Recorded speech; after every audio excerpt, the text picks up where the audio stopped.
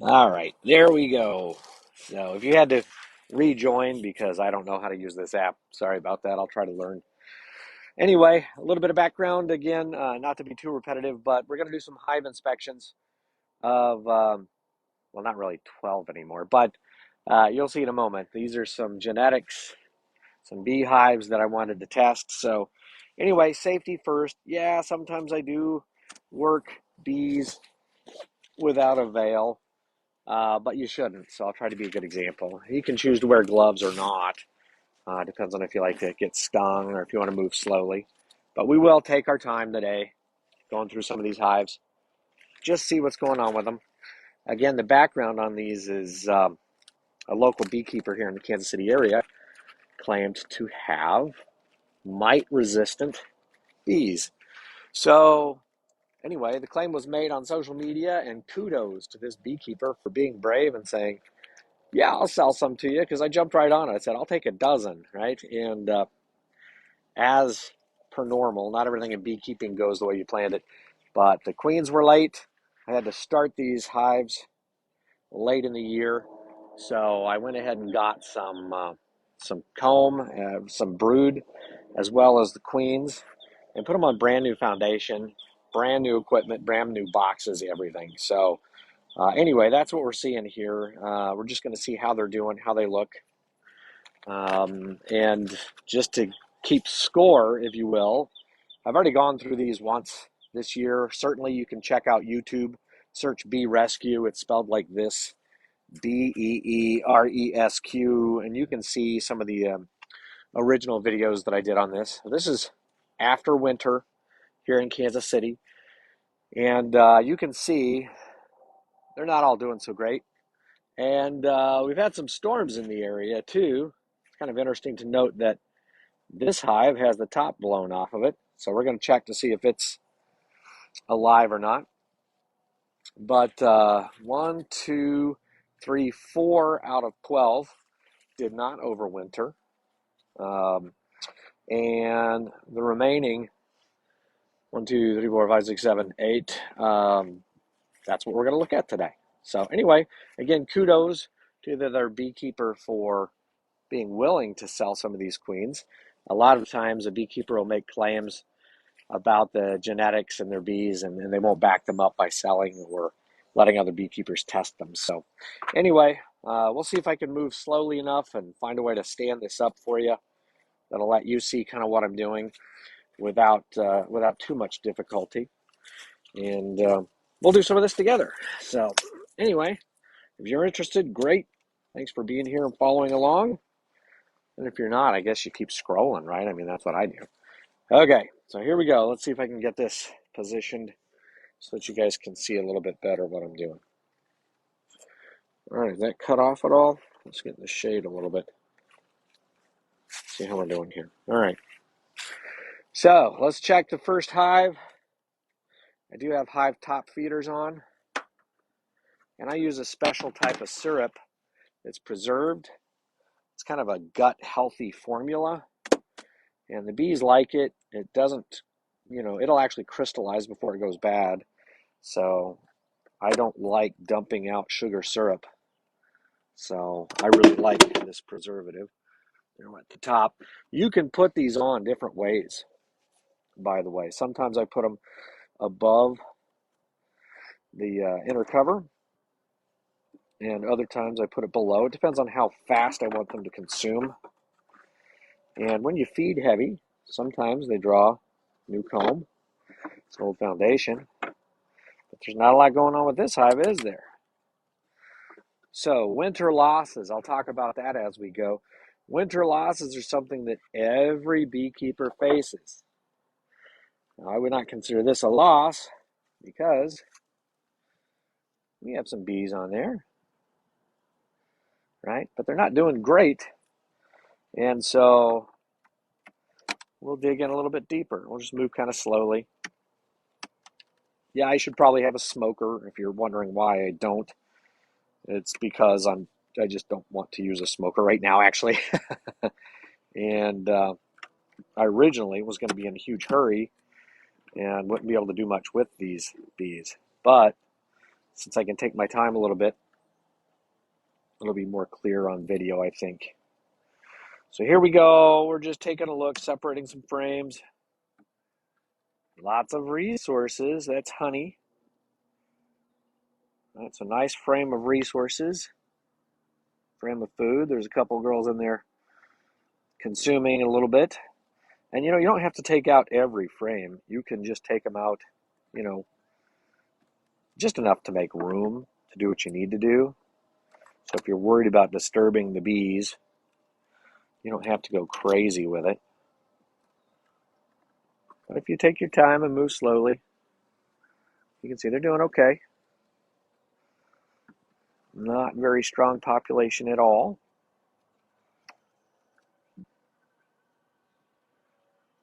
If they get too feisty, I might put my gloves on. So far, they're being super sweet.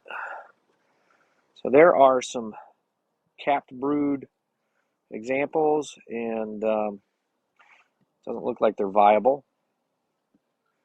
Could have gotten chilled because of a low population. But here is the cluster after winter. They do have some more brood here. And we'll get some light behind us here. See if we can see any larvae. They're clustered up tight, but I don't see a lot of what I want to see. And I don't see the queen. You don't have to see the queen. In fact, I'm not really looking for the queen, other than entertainment value. If you blow on them like that, you should be careful. I don't know if you guys see that. There's a small hive beetle in there running around. So we'll put that frame back and see if we have a queen down here on the next frame or not. Kind of tough to do one-handed. I'm really going to have to invest in a phone holder. Oh, look at that. I did have some help out here doing some of this. There's the queen, if you can spot her. And it looks like one of the reasons the population is so low could be due to resources. There wasn't a lot of resources right by them. There was foundation right by them. So this one, if it was a loss, I couldn't count it against the other beekeeper. But let's find that queen together. Everybody see her? Maybe I can stand this up, get a little bit of light on it. Let's come around the other side. It's always fun to find the queen. So here we go. We'll stand this up and we'll look for the queen together. All right. She's in that cluster right there. Everybody see her? That's her. She's a little bit smallish. Cute little queen. You'll notice that she's not marked. So another thing that's interesting about this particular test is the queens were all marked. And I don't mark my queens normally, but the other beekeeper did. And this one's not marked, so it also looks a little bit smaller than the other queen. So it's very likely that the original queen didn't make it, and this is a superseded, a late fall, late summer superseded.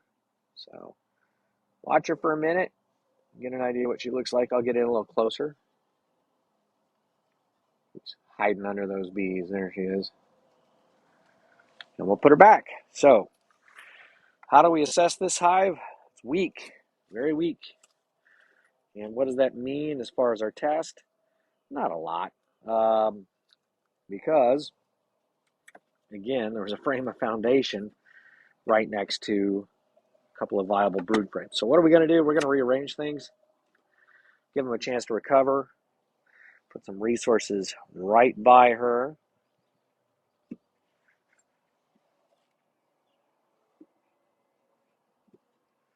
And we'll let them cluster back up and rearrange however they want to. So, all right.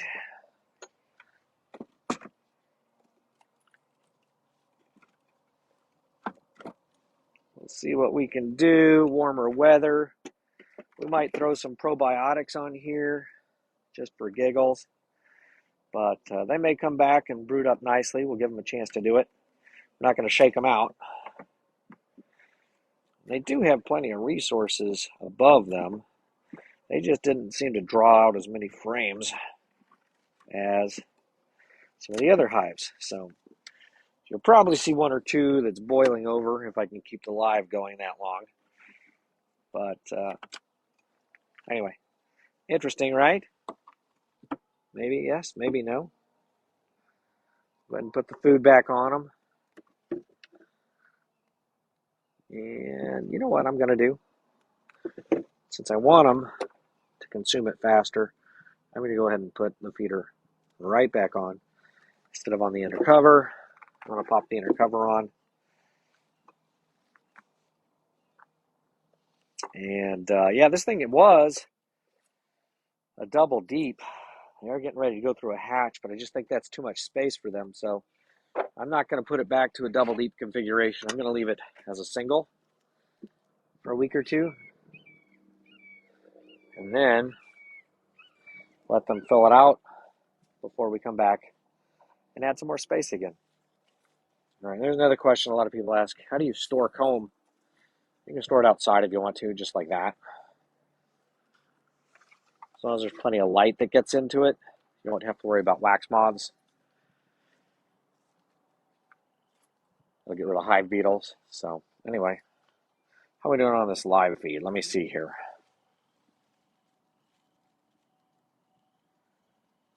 Can't tell if there's questions or not. But anyway, in case you wanted to follow on YouTube, you could just search BeeResQ, BeeResQ, and we're going to go on to the next hive. See if I can get you placed so we can see a little bit, and I can use both hands. So, birds and bees today.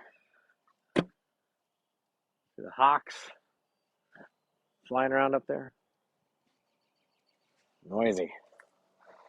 All right, here we go. We'll pop another top feeder off. I do use a variety of feeding tools.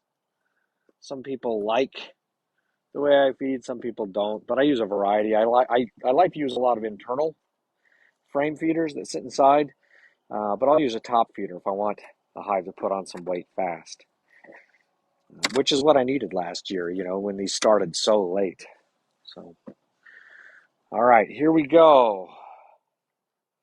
A little bit bigger of a cluster, if you can see that. Some bees up top in the second deep, some bees down below, and similar situation here. Not a ton of resources right next to the brood nest, so we'll just take a peek, maybe rearrange some things.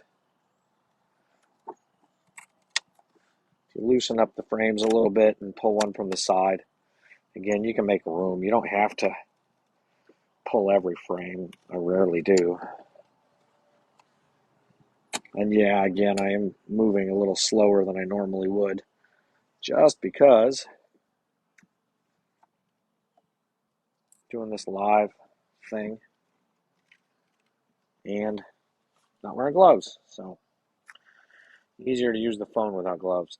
So there we go, a nice half frame of honey and then foundation. So I'm going to turn that around when I put it back to get them to draw the other side a little bit.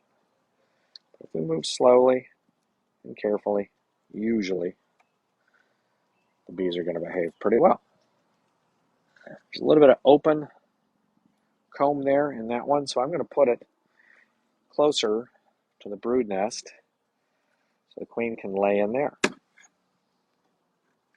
We'll do alcohol washes on these to test more thoroughly later on in the season when population is higher. But for right now, we're just going to do a quick health check. Pan across it again. What do you think? What do we have here? Lots of pollen, a little bit of honey. So we'd call that a resource frame. I call it a resource frame.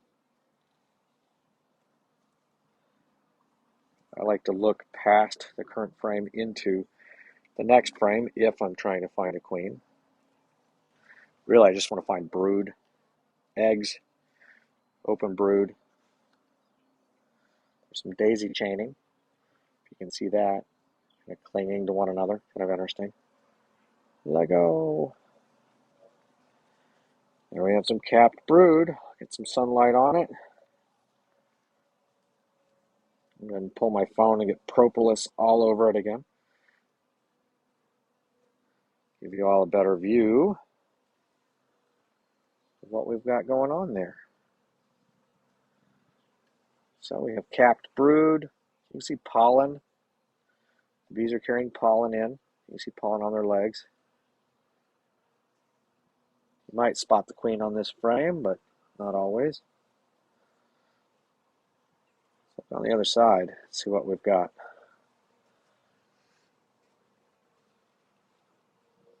Lots of bees. This I would consider very average, actually, population-wise. So not a ton of bees in here.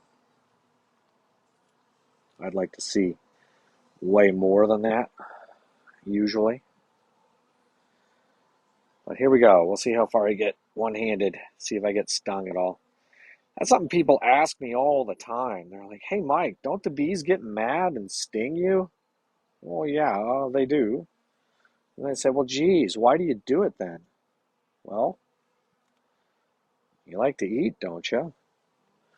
1 out of every 3 bites of food that we consume is pollinated by the bees. It's very important.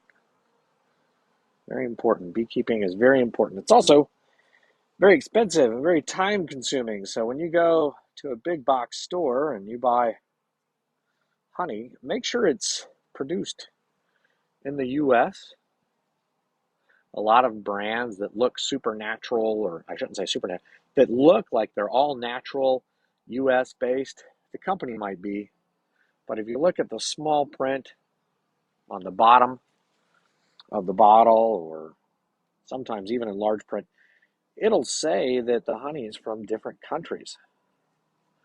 And you want US based honey for a lot of reasons. Even better yet, if you know a local beekeeper, support your local beekeeper. You might think, well, geez, hey, Mike, how can I support you? Well, you could go to BeeResQ on YouTube and subscribe. You could follow Mr. Mike Dad on TikTok. You could go to BeeResQ.com and even make a donation if you wanted to. I'm not doing this to hawk donations. I have a pretty decent business going with beekeeping anyway. What I do is I help a lot of new beekeepers get started, and I also provide assistance to more experienced beekeepers. I provide education, classes, workshops, tours. I even help on a commercial scale with my buddies who have bigger operations. Some of you that follow me might know I was just in Texas for 3 weeks using my spare time, vacation time as well, doing some beekeeping down there. So anyway, yeah, beekeeping, super important. If you know a beekeeper, support a beekeeper. If you want to become a beekeeper, focus on practical beekeeping and don't fall for some of the goofy marketing that's out there. You know, I'm not going to bash any other beekeepers specifically, but there's a lot of gimmicks in beekeeping, and you can make it as complicated as you want to make it. I prefer some practicality in beekeeping. So that's what I teach, practical beekeeping. It's an expensive hobby, and you can make it as complicated as you want to.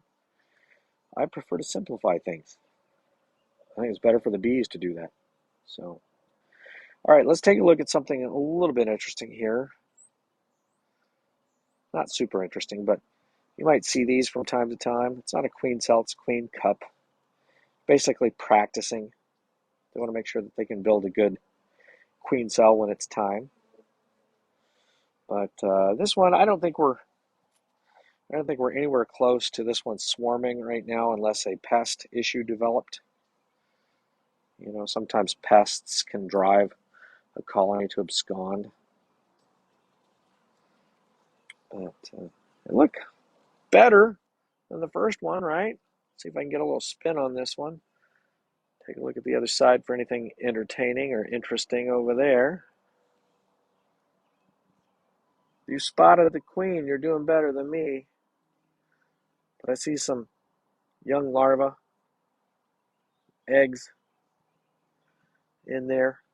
And they're calm. They're very, very calm. So sometimes the demeanor of the hive can be an indication if they're queen right or not. That's what we call it when a hive has a queen and that queen is performing reasonably well. We call it being queen right. All right. Let's consolidate some stuff. Make sure the queen has room to lay. Take another peek over here.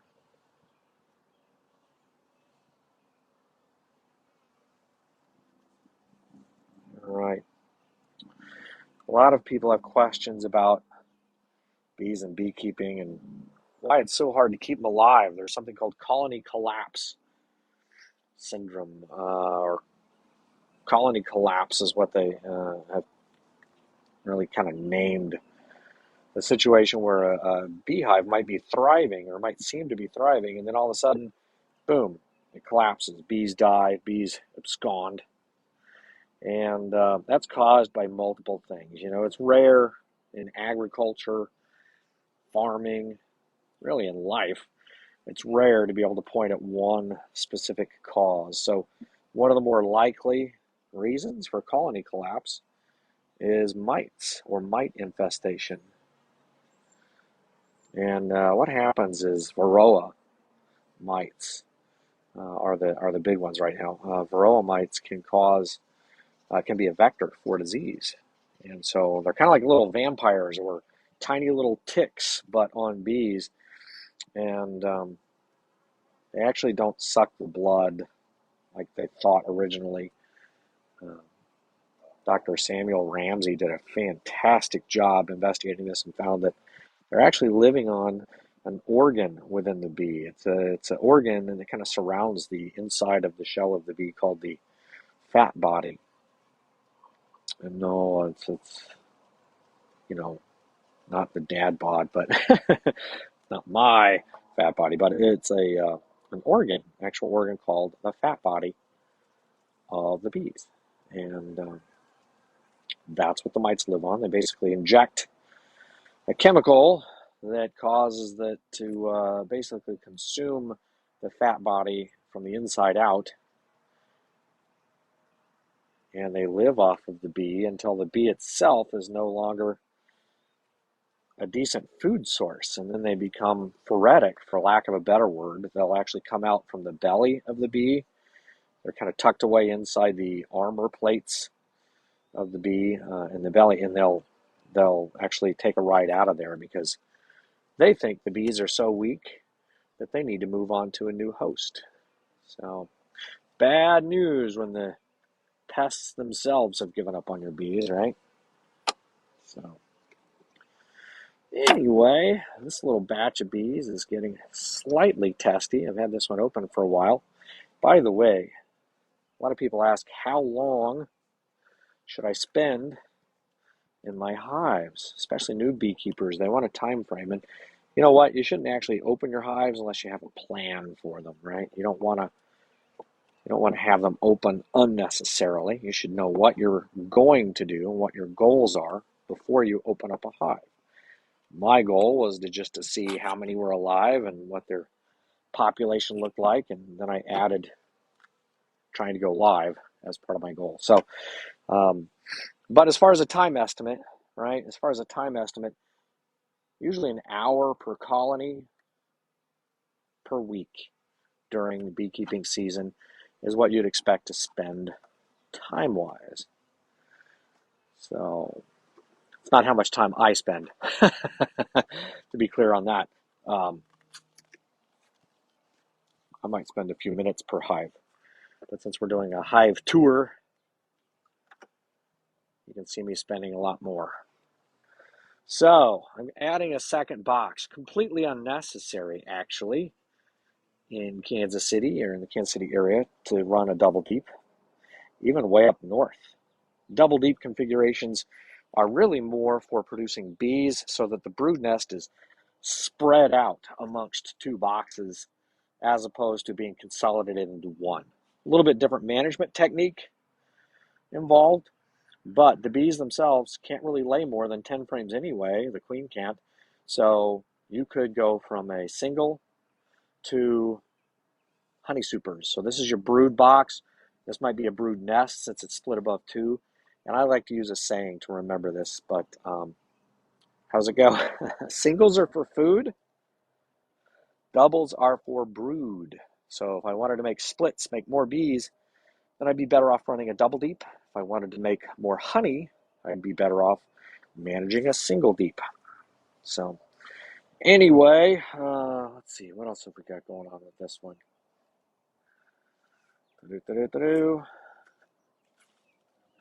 No, let's do the same thing. Let's let them consume the syrup a little faster and move the inner cover up above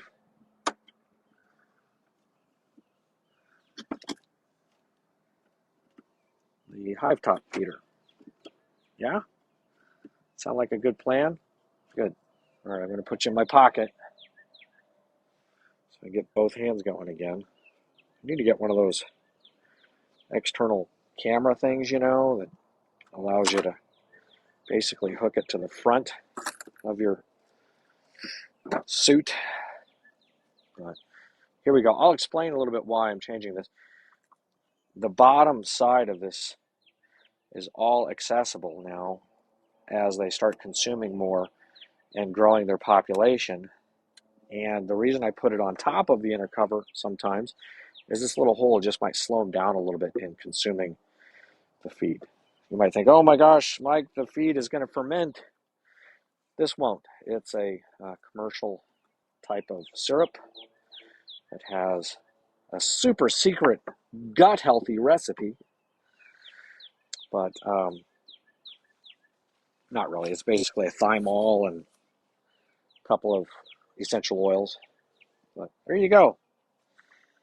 It's a 2 for 2. We'll go a little bit faster on this one. Just because I'm getting tired.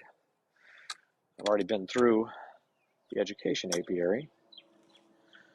I don't know why you should wear gloves while you're beekeeping. It's not just because of the bees. I just stuck my finger on this garden spider. Oh, there he goes. Spider egg sac. I'm going to put it over here. Got nothing against spiders.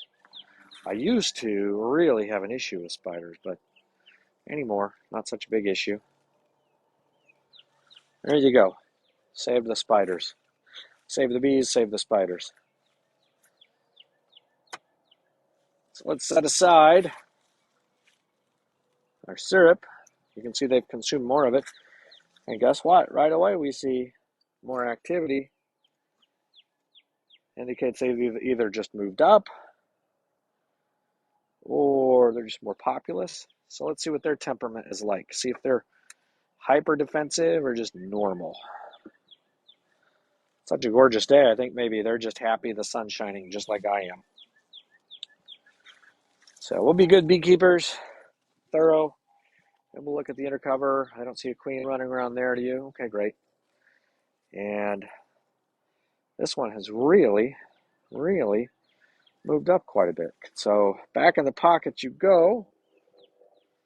If you wanted to ask questions and I'm not answering them right now, it's because it's super hard to do.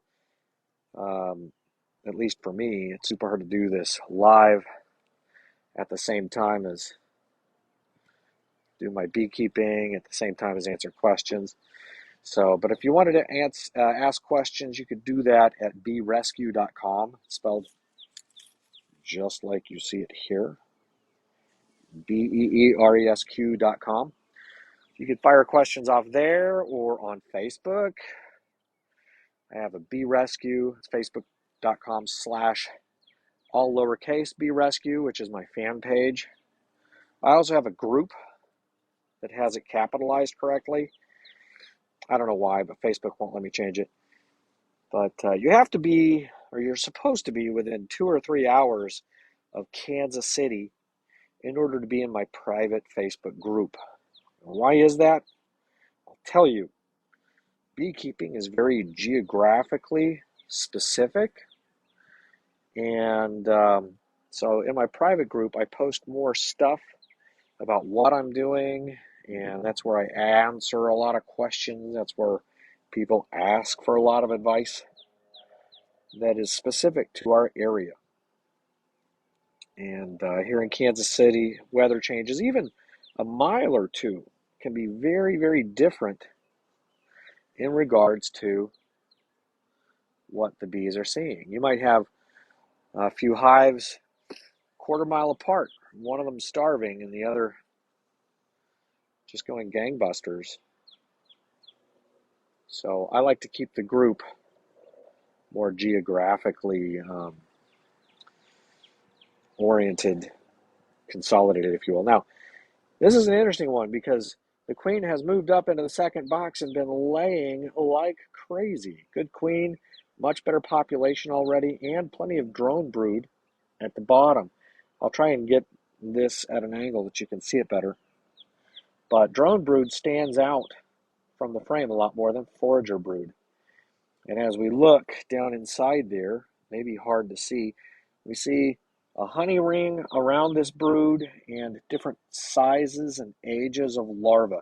Look kind of like macaroni noodles down inside the cells. So anyway, there's some little eggs down there. So the queen has been on this frame in the last 24 hours. Could be on the frame right now. And look what we have up here. See that? Dry. Just practice queen cups. So let's go ahead and put this frame back in. Go to the next one. Seeing some cool stuff here. Hopefully you're seeing some cool stuff too. Trying to adjust the height of that a little bit. There we go. We're going to pull another frame out. Just be gentle, straight up. Don't knock it around side to side too much. And we have a nice frame of brood. Nice frame of brood. Can you see that? Hope you can see that. Great queen. Great pattern. Although pattern isn't as big a deal as it used to be, but you can see a lot going on there. Let me get some better light for you. Beautiful pattern. Lots of brood. This one's going to hatch and just go berserk with the number of bees. So I'm glad I have it doubled up. Let's see what else is going on this next frame. Is this burr comb or is this a swarm cell? Interesting. You see that? Queen cell. It does have larvae in it, so I'll see if I can get you a good angle on that. Try not to mush too many bees. They get mad when you mush them. Why is that? I don't know. Okay. So here we go. This queen cell, if you look in there, is white.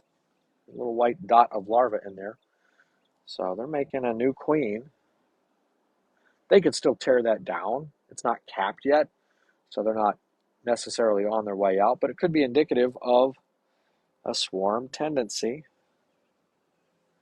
They might be getting ready to swarm, despite having all this extra space I gave them. A bunch of ungrateful bees, right? Give them all this extra space. So we could tear that down for them. We could come back and harvest that and use it to make a split if you wanted to. I might come back and get it and toss it in one of my top bar hives.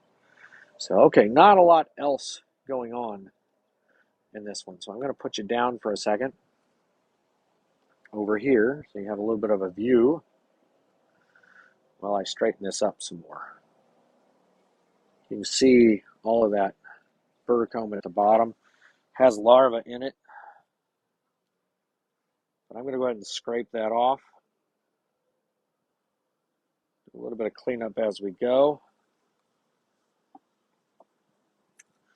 And I'll recover those resources, and this frame will fit better. I'll smush less bees. I can use a marker or something, but I want to indicate that there's a queen cell here. So I'm just going to put a little X with my hive tool.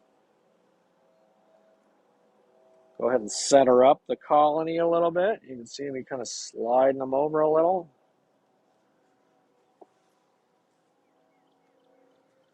Drop the rest of the bees back in. I say drop, but I mean place carefully. I'll put the least drawn side out because that's the direction they'll most likely draw new comb. So I mentioned in the other live where I had to turn the live off in order to get the phone flipped around that there's 5 successes in beekeeping for new beekeepers. One of them, even in these dead outs, one of the successes is drawing comb. So when you see that bright white comb, that's an indication that the bees are doing what they need to do. So, good stuff.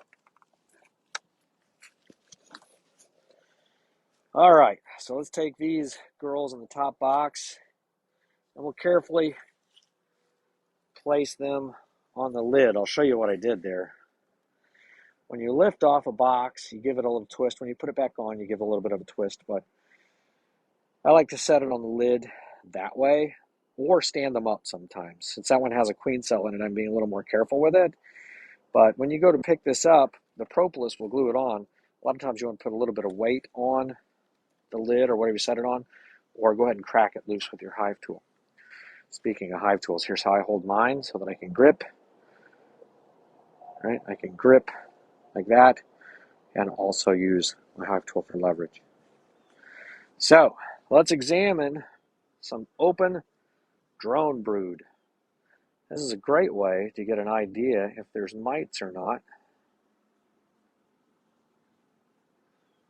They're not viable anyway. They have resources that'll be recovered by the hive. But sometimes you can see mites on that drone brood. I don't see any. That's good. It's not at all as helpful as a mite wash, but it's an indicator. And not seeing any mites on there is really cool, really good. We'll see. I was thinking about just requeening all of this stuff, but I may go ahead and let the experiment run for another year or two on these bees just to see how they do for mites. All right, back to my pocket you go, and we'll dig a little bit deeper into this part of the hive.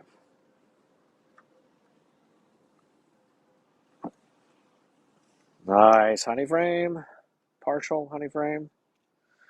And it seems like they're bringing something in, or maybe they're robbing it out of another one, but plenty of syrup around.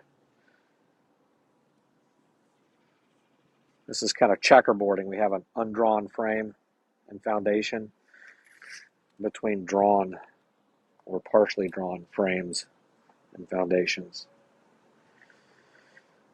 Okay, here we go. I don't know if I have anybody watching or not, but I'm going to keep narrating. One of the services I provide my customers is when they buy bees from me, a nuke or a nucleus colony, is I can actually deliver and install the bees for them. Sometimes, when you're new, You want to know everything was done correctly and want to make sure that you didn't accidentally roll or squash the queen. So that's something I do for people. I'll go install a nuke for them, help them set up their equipment. I just narrate a little bit as I go, kind of like I'm doing right here. So I'll kind of describe some of the things that I'm seeing for them. They get to learn that way. All right, I mentioned the 5 successes in beekeeping. Another one, not so surprisingly, is keeping the bees alive over winter. Just keeping them alive. So that's success number 2. Your first success is drawing all of this wonderful comb. Even if your bees die out, you still experienced some success. If the bees make it, that's 2 successes. All right? So we have queen cells here. Look inside there. Hopefully you can see that. This time, I'm going to take a look inside and see, aha, yep, no larva, just a queen cup. Okay, so lots of brood, split between 2 boxes, means it's easier to make more bees when we go to split this hive. Big question will be, do we split it and keep the same genetics? Or do I take the splits and the brood and throw in one of my favorite genetics? It's called Minnesota Hygienic. That's one of my favorites.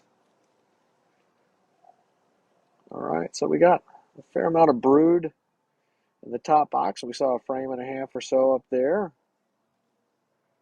And a fair amount of brood down below. Now, this is nothing like the amount of brood that we had in Texas, where it's been warmer longer with tons and tons of pollen. But it's a respectable amount of brood for this time of year, especially considering the wonky weather, the strange temperatures, the changes that can go from triple-digit heat down to freezing around here. So respectable. Bees are alive.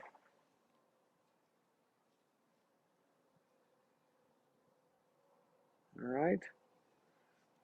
We have milk brood, eggs, small larvae. Milk brood is another name for larval stage. The egg is hatched and it turns over, and that little macaroni noodle to the naked eye just looks more like a little spot of milk. That's what we call it, milk brood sometimes. That would be very, very young brood. There we go. Try and get some better angles for you as we go. More brood, more brood. More brood, more brood. Love seeing brood. One of my favorite things in beekeeping is making more bees. I like making bees better than I like harvesting honey. Harvesting honey is one of those 5 successes. When the bees produce an excess, enough so that you have honey to share or sell. There's a nice brood pattern. Isn't that gorgeous? See different colors of pollen down inside there too. It's a great frame to look at. Lots and lots and lots of different colors of pollen out there. Lots of brood. Nice. Now, a queen, right? We haven't seen a queen. I'll go ahead and look in the next frame, just in case. But the queen tends to move away from a disturbance, and we've gone through this hive directionally and slowly, so she's had plenty of time to run. I'm not going to spend much time looking for her. There's another honey frame. But it looks pretty good. if I do say so myself. This is the best one we've seen so far. You might be thinking, so Mike, you don't usually run double deeps. Why are these all doubled up? Well, I knew I wasn't going to be into them for at least 3 or 4 weeks. And given the time of year and the warmer temperatures, thought I'd be safer than sorry and throw some extra space on these. And I'm glad I did, because they moved up. I could consolidate the brood down if I wanted to, but again, I might end up doing some splits on these. So we'll reassemble it, center our hives. Bee space, managing space is important in beekeeping. You might wonder, could the queen be up top? Could you have missed the queen, Mike? Could have. Could you consolidate this down so that all the brood was in the bottom deep box and consolidate the brood nest? Could. And then if you consolidate the brood nest, could you go with a queen excluder above that and then start stacking supers? You could. I think it's a little early to toss supers on here. But we'll do the same thing so they consume the rest of the syrup faster. We'll put it in closer to the brood nest so they have access to the entire thing. We'll reassemble it. There you go. There is another inspection. All right, you want to talk about equipment for a second? I'm blind at everybody pointing at the sun that way. All 2 of you. So the equipment I've got here, deep 10 frame, both of those make up a double deep brood box, top feeder, inner cover. This is a telescoping lid. It's called a telescoping lid because it telescopes down on top. And I use solid bottom boards. Isn't my favorite, by the way. I really like migratory lids, and that's what you'll see me and a lot of other beekeepers use most of the time. But again, I wanted to put brand new equipment out, so that's what I did. I got these telescoping lids, and so that's what we'll use for now. All right. Wow, that's bright, reflecting off that lid. Let's do another one. Are you bored yet? I'm not. I haven't been able to get in these hives much at all, so I'm going to go through them one by one, and whatever is dead, I will use those resources in whatever's alive. And if the one over there with the top blown off from the storm the other day, which I wished I'd known, if that one is dead, certainly we'll know that there's a reason why that could have affected it. But we'll probably be surprised. Bees can be a little more hardy than you would imagine. It's one of the reasons I like the Minnesota hygienic strain of bees, if you will. The Minnesota hygienic genetics seem to be fairly docile while being productive and reasonably hardy. I think they overwinter a little bit better than, well, at least better than the Russians that I've tried, which I can't remember if those are certified or not. I think they overwinter a little bit better than Saskatraz, if you've heard of Saskatraz. But yeah, there's hardly anything going on in this top box, but there's enough bees up here. I'm just curious. I want to see what they're doing. Starting to draw a little bit of comb. See a daisy chain there? Let's see. Just storing resources on that one. Let's see what they're doing over here. Got them daisy chain, isn't that fun?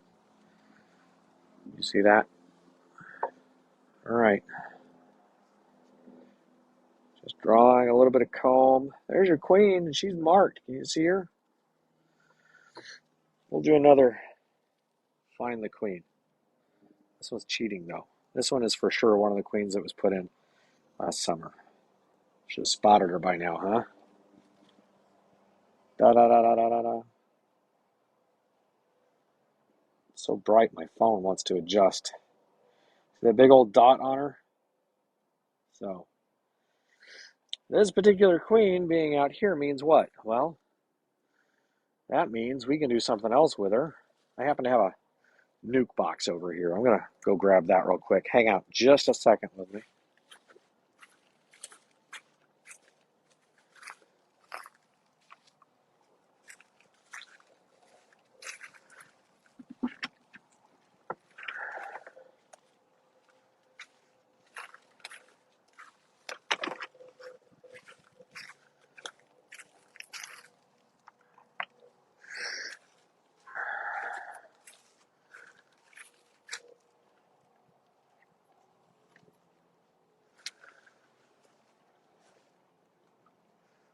Uh-oh.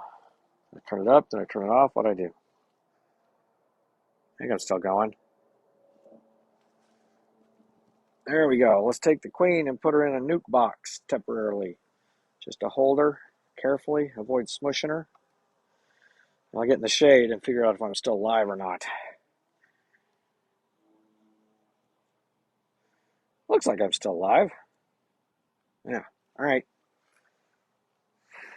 So our queen is now safe and secure inside that nuke box.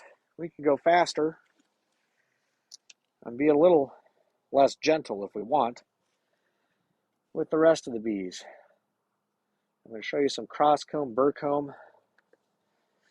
Sometimes they're just doing it wrong. This is a good example of that. See how I've drawn that off sideways? I do not like that. So what do?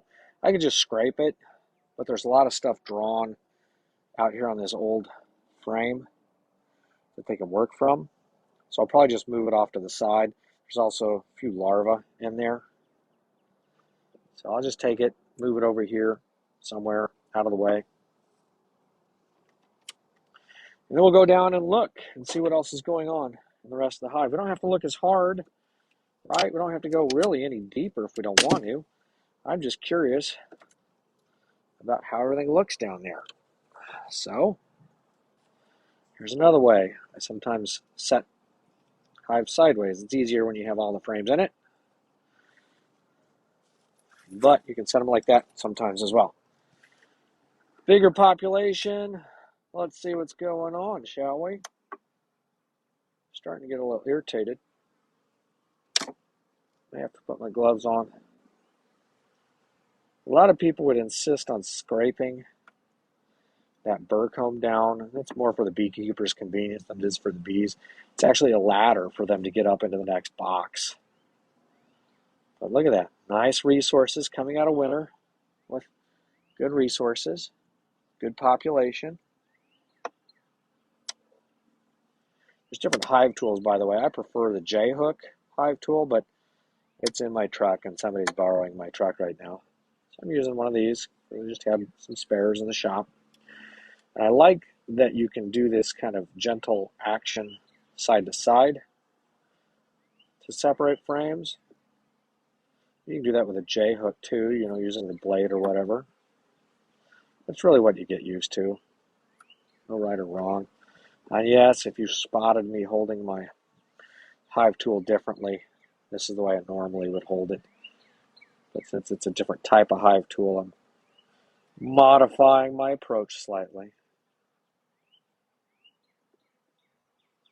So, when you're in a bee yard, you're working bees, you really shouldn't ever put your hive tool down. If you get in the habit of keeping that hive tool in your hand, you won't lose your hive tool all the time. How do I know? Guess. All right, so I'm going to give you a top-down view for a minute. While we take a peek at a couple frames. There you go. There's a nice brood frame. Queen's doing her job, lots of eggs. Again, we didn't need to go any deeper. I just kind of wanted to know what's going on in here because the number of frames gives me an idea how many times I might be able to split this colony. And then I'm also able to check resources. Are they drawing comb? Yes, they are. Good. So not a booming colony by any means, but it's doing all right. You know, it's doing okay. I might rearrange some things over here. Do a little bit of checkerboarding, maybe.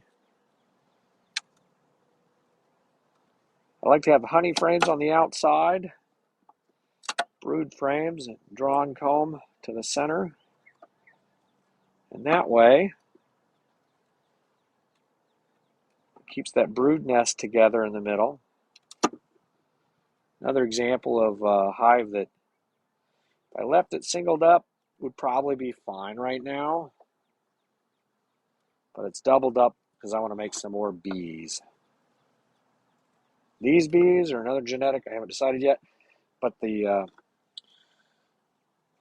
brood itself is kind of, I don't know, doesn't really matter. It's a little bit agnostic, I guess you might say, as to the type of queen you're adding. So if I went back with a Carnolian or Saskatraz or Russian or something like that, fine. They're not really going to care as the bees hatch, as they emerge, I should say. As those bees emerge, they're going to, you know, recognize that queen scent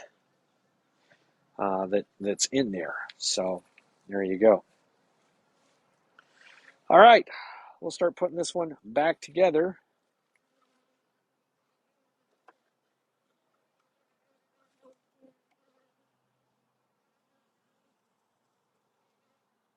Again, I'm moving extra slow here so that you can follow along and kind of see what we're doing. Gently adjusting frames. I'll let them draw some comb this year for sure, either way.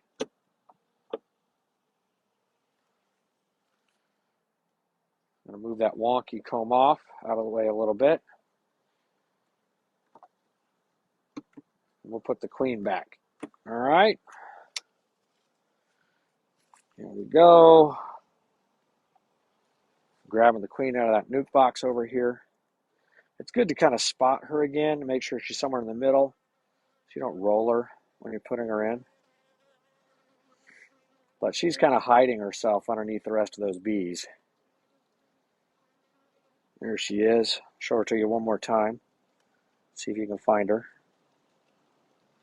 She's got a little white dot on her. See how she's hiding? She likes to go where it's darker. Okay, we're going to put her back. She's right in the center. Nice and safe. There you go. I know. Shame on me. I put my hive tool down. That's because I got a phone in my hand. All right, let's do the same thing we did with the other ones. Give them more access to syrup. Maybe they'll draw the comb faster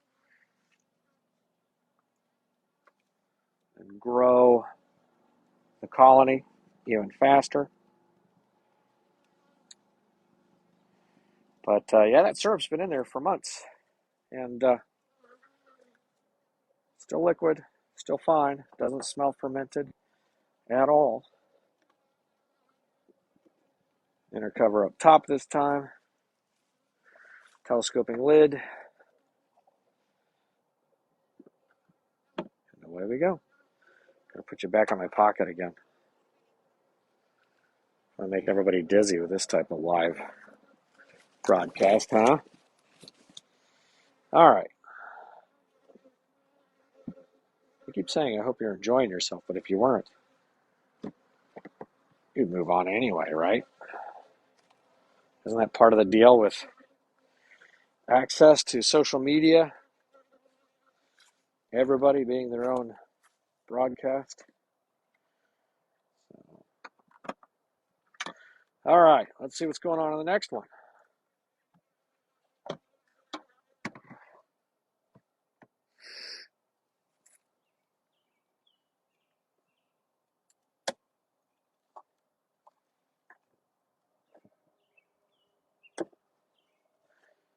Same process.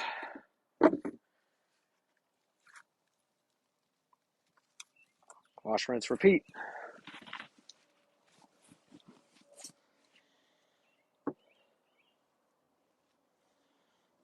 These ladies are up top also.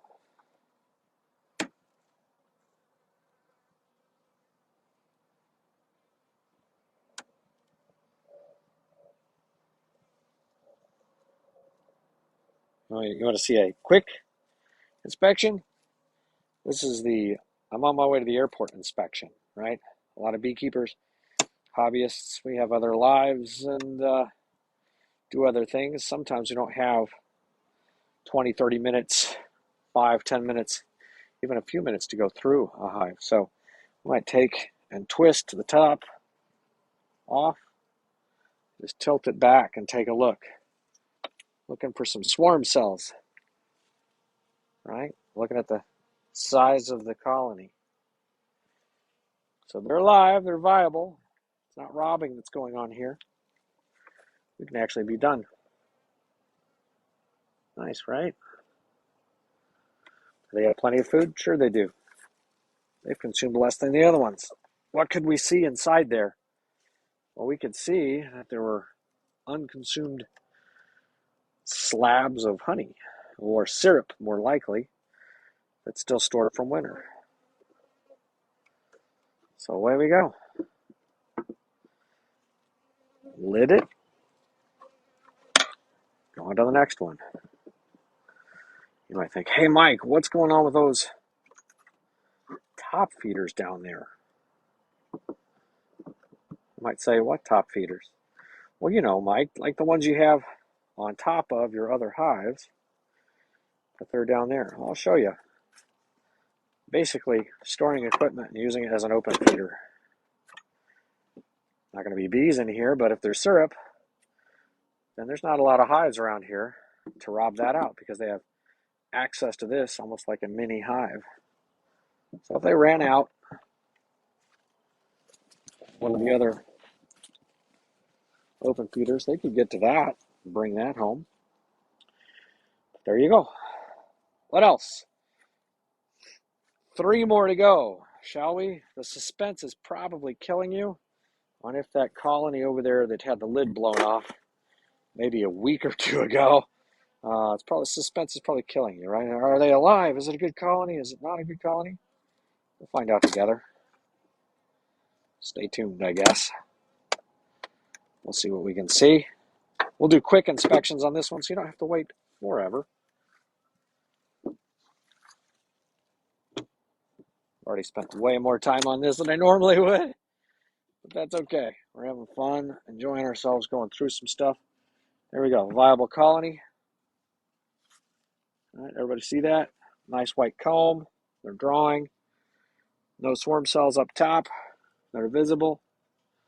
We can close this one. Make sure they have extra access to the food. I want to encourage them to use it up during the spring. We might use these in production. It might make some honey for us. So we give them access to the syrup all the way across instead of just through this little hole like that. Ants, ants, ants. You see the ants? New beekeepers sometimes get really worried about, what do we do? Keep the ants out, keep the ants out. You can put some diatomaceous earth around it. You can use oil. You can use all kinds of things. Do you know what I use? Nothing. Because the bees themselves will chase them out, herd them away. Okay, here we go. Second to last one. This will be number 11 of 12 if you're keeping score. Original number. Number 7 of 8. And that were still alive at the last inspection. Inner cover. Ooh, not much going on up here, is there? A lot of dead bees in the cracks. Might be another dead out. Let's see. Might be wrong. By the way, you know, I've said this before, but every beekeeper experiences losses.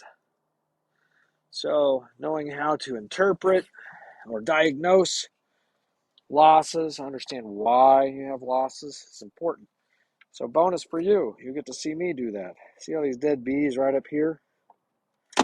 That's already a clue. I bet we'll find plenty of honey because they still had syrup above them. Yep, slabs of honey in the hive. How could an otherwise healthy colony die out? Did they freeze to death? Look at all that. Food for the bees. Did they die out because of the cold? Maybe, but why would they? Look at the cluster size. Tiny cluster. Why would the cluster size be so small going into winter? Most likely reason is mites. But again, this is supposed to be mite-free, mite-resistant stock. And if that's the case, in order to test them, can't treat them, right? So, there you go. There is a dead out. These bees, tail sticking out, starved and dwindled and died. So what do we do? What do we do? We have all these resources. Well, we could put them on another hive that needed them, but geez, you saw it. Any other hives need more resources? No. Good grief. They're just, you know, an inch or two away from plenty of resources. All the other hives have more than enough. What do we do? What do we do? I don't want pests to just take all of it. Well, ideally, we would throw this somewhere far enough away that if the bees wanted to rob it out, it wouldn't encourage robbing this close to the other hives. But I'm a rebel. I'm just going to turn it like this and let them rob it out. Look, there's some dead bees down at the bottom. We could do a mite wash on these dead bees, but I don't want to. All right. So here's a way you can store comb in a way that'll keep pests out. Oh man, that's heavy too. Tons and tons and tons of syrup stored. You set it just like that. As long as there's plenty of light getting to it, guess what? No problemo. You can just let it go. All right, we'll stack some more equipment up here just for giggles. This way. So the bees do have access and can rob it out if they want to.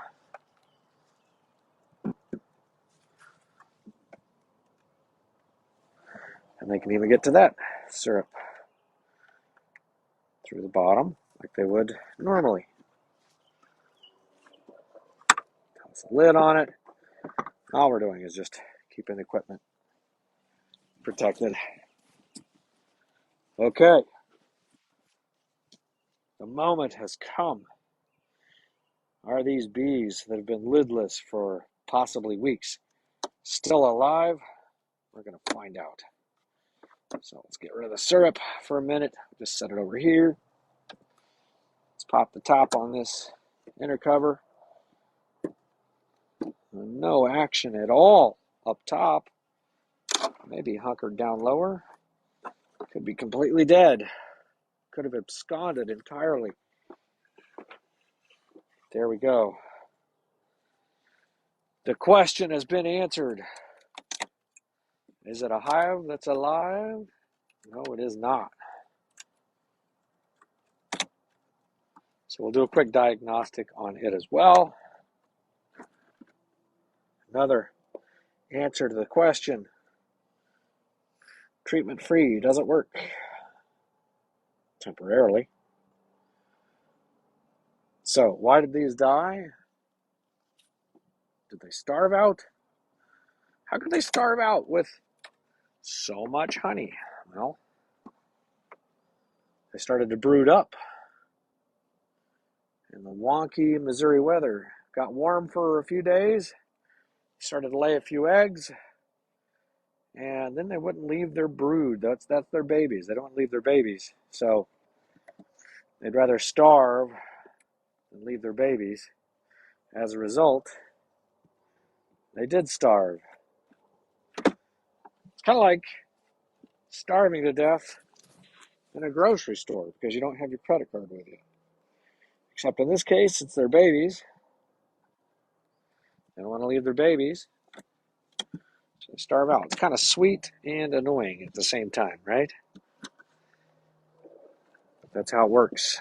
As far as that goes, the food might as well be in another hive altogether because they are not going to leave their brood. All right, we'll store some more equipment. Set it up so that bees can take the resources, and we'll do our count. So let's talk about that for a minute. Survival rates. There's a lot of beekeepers that say, oh, I didn't lose any hives this year. Or my losses were 0. It really depends on how you count them. I'll give you an example. Good friend of mine, Matt Winstead, if you want to follow him on TikTok. Anyway, starting out in with 300 or 400 colonies and splitting up to 600, you could say your losses were not losses at all. You made more. No, it's not, Mike. Yes, it is. You went from 2 colonies to 1. What do you call that? Some beekeepers disagree. So rare for beekeepers to disagree. Ask 10 beekeepers a question and get 20 answers. Whatever variation on that joke you want to use. It's true. No judgment. I'm just saying if you're going to do some math and make claims, like do it in a way that's reasonable and not misleading. We all have losses. Combining hives, that's a loss. All right, so I usually count in October, see how many viable colonies I have. Then I count again in April and see how many are alive. So let's do that now. I had 12 in October last year in this super secret yard that has not been treated for mites because we're testing, right, to see if the beekeepers claim that they are mite tolerant, mite resistant, overwinter well, etc., etc. We're testing that. So no treatments on these. Plenty of food, plenty of space, new equipment, no diseases being introduced. We started with 12. We now have 1, 2, 3, 4, 5, 6, 7 alive.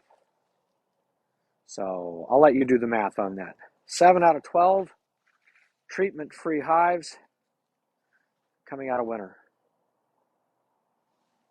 All right. Have you had enough of me? I've had enough of talking as if somebody was listening. That's good practice, right?